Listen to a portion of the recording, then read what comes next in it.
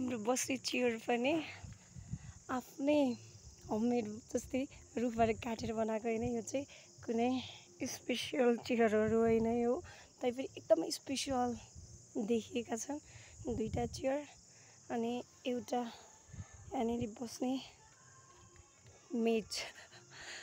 अनि यो चाहिँ हाम्रो रिसोर्ट, पिकनिक रिसोर्ट भयो। खाना पकाउने, पिकनिकको लागि भात पकाउने ठाउँ, भात मात्रै होइन दाल सबै तरकारी अचार सबै पकाउने ठाउँ।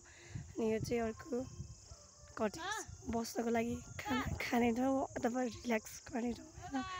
अनि त्यो पछि चाहिँ हामीले यसरी मैले भिडियो बनाएँ।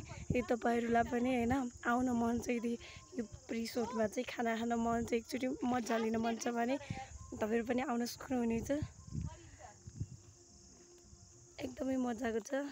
यो चाहिँ चोयाकोट माविको जस्ट तलपट्टि छ।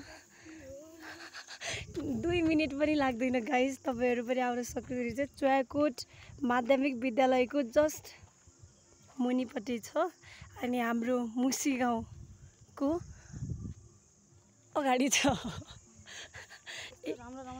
दामी भ्यू देखिरहेको छ यहाँबाट चाहिँ। तपाईँहरू यदि मार्तडीको भ्यू देख्न चाहनुहुन्छ भने यतापट्टि जिल्लीको भ्यू देख्न चाहनुहुन्छ भने यतापट्टि लेकको भ्यू प्लस यहाँ हिउँ परेको भाग पनि देखिन्छ है पछि पछि। अहिले चाहिँ देखिँदैन, दसैँ तिहारमा अलि पछि चाहिँ देखिन्छ। यहाँ चाहिँ एकदमै रमाइलो भइरहेको छ।